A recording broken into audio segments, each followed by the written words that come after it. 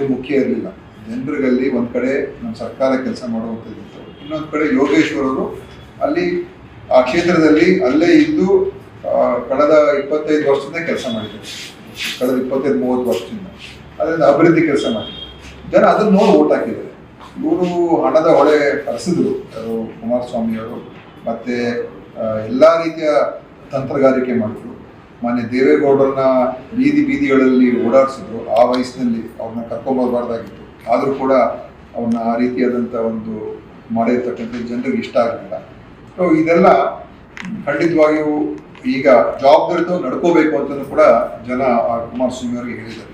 ಅವರು ಕೇಂದ್ರ ಸಚಿವರಾಗಿದ್ದಾರೆ, ರಾಜ್ಯದ ಪರವಾಗಿ ಕೆಲಸ ಮಾಡಬೇಕು, ದೇಶದ ಪರವಾಗಿ ಕೂಡ ಕೆಲಸ ಮಾಡಬೇಕು. ಆದರೆ ನಮ್ಮ ರಾಜ್ಯದ ಬಗ್ಗೆ ಕಾಳಜಿ ಇಟ್ಕೊಂಡು ಕೆಲಸ ಮಾಡಲಿ. ಈಗ ಅನೇಕ ಅನ್ಯಾಯಗಳು ನಮ್ಮ ಕೇಂದ್ರ ಸರ್ಕಾರದಿಂದ ಆಗ್ತಾ ಇದೆ, ಅದ್ರ ಬಗ್ಗೆ ಅವರು ಸರಿಪಡಿಸುವಂಥದ್ದಕ್ಕೆ ಜವಾಬ್ದಾರಿతో ನಡ್ಕೋಬೇಕು. ಸುಮ್ಮನೆ ಇಲ್ಲಿ ಬಂದು ಕ್ಷುಲ್ಲಕ ರಾಜಕಾರಣ ಮಾಡಿಕೊಂಡು ಹೋಗಬಾರ್ದು ಅಂತ ಕುಮಾರಸ್ವಾಮಿ ಅವರು ಕೂಡ ಜನ ಈ ಒಂದು ಚುನಾವಣೆ ಮುಖಾಂತರ ಹೇಳಿದ್ದಾರೆ. ಅವರು ನಮ್ಮ ಹಿತಾಸಕ್ತಿಯನ್ನು ಕೇಂದ್ರದಲ್ಲಿ ಕಾಪಾಡ್ತಕ್ಕಂಥ ಕೆಲಸ ಮಾಡಲಿ. ಮತ್ತು ಸಂಡೂರಲ್ಲಿ ನಮ್ಮ ಕ್ಷೇತ್ರನೇ ಆಗಿತ್ತು, ಅದು ನಾವು ಗೆದ್ದಿತ್ತು. ಅಲ್ಲಿ ಬೇರೆ ಬೇರೆ ಪ್ರಯತ್ನಗಳು ಮಾಡಿದ್ದಾರೆ, ಆದರೂ ನಾವು ಹೋರಾಟದಲ್ಲಿ ನಾವು ಗೆದ್ದಿದ್ದೇವೆ. ಮತ್ತು ಶಿಗ್ಗಾಂವಲ್ಲಿ ಅದು ಇವತ್ತು ಯೂಸುಫ್ ಪಠಾಣ್ ಒಬ್ಬ ಅಲ್ಪಸಂಖ್ಯಾತ ಮುಖಂಡ, ಅವ್ರು ಗೆದ್ದಿರೋದು ಕೂಡ ಭಾಳ ಸಂತೋಷ. ಈ ಕೋಮುವಾದಕ್ಕೆ ಇದೊಂದು ಒಳ್ಳೆಯ ಉತ್ತರ. ಯಾಕೆಂದರೆ ವಕ್ಫ್ ಇಶ್ಯೂನ ಮತ್ತು ಮುಸಲ್ಮಾನರ ಮೇಲೆ ಎಲ್ಲ ರೀತಿಯ ಒಂದು ದಬ್ಬಾಳಿಕೆ ಮಾಡ್ತಕ್ಕಂಥ ರೀತಿಯಲ್ಲಿ ಪ್ರಚಾರ ಮಾಡ್ತಾಯಿದ್ರು. ಅವರನ್ನು ಹೀಯಾಳಿಸುವಂಥ ಕೆಲಸ BJಪಿಯವರು ಮಾಡ್ತಾಯಿದ್ರು.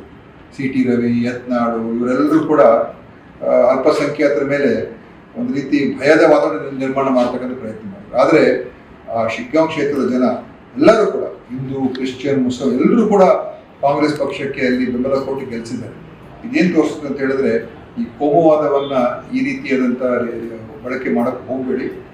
ನೀವು ಇದನ್ನು ಇದೇ ರೀತಿ ಮುಂದುವರ್ಸ್ಕೊಂಡು ಹೋದರೆ ಖಂಡಿತ ಸಮಾಜ ಒಪ್ಪೋದಿಲ್ಲ ಅಂತ ಒಂದು ಒಳ್ಳೆಯ ಸಂದೇಶ ಒಬ್ಬ ಅಲ್ಪಸಂಖ್ಯಾತ ಮುಸಲ್ಮಾನ ಆ ಕ್ಷೇತ್ರದಿಂದ ಗೆಲ್ಲಿಸಿರೋದು ನಿಜವಾಗ್ಲೂ ನನಗೆ ಅದು ಕೂಡ ಭಾಳ ಸಂತೋಷ. ಒಳ್ಳೆ ಮೆಸೇಜ್ ಹೋಗಿದೆ ಜನರಿಗೆ. ಕ್ಷುಲ್ಲಕ ರಾಜಕಾರಣ ಬಿಡಿ, ಸುಳ್ಳಿನ ಆಧಾರದ ಇಟ್ಕೊಂಡು ರಾಜಕಾರಣ ಮಾಡತಕ್ಕಂಥದ್ದು ಬಿಡಿ, ಕೋಮುವಾದ ರಾಜಕಾರಣ ಬಿಡಿ ಅಂತ ಜನ ಇವತ್ತು ರಾಜ್ಯದ ನಮ್ಮ ಎಲ್ಲ ರಾಜಕೀಯ ಮುಖಂಡರು ಹೇಳ್ತಾ ಇದ್ದಾರೆ. ಆ ಸಂದೇಶ ಇಟ್ಕೊಂಡು ನಾವು ಮುಂದೆ ನಮ್ಮ ರಾಜ್ಯಕ್ಕೆ ಒಳ್ಳೇದಾಗುತ್ತೆ ನಾನು ಅನ್ಕೊಂಡಿದ್ದೀನಿ.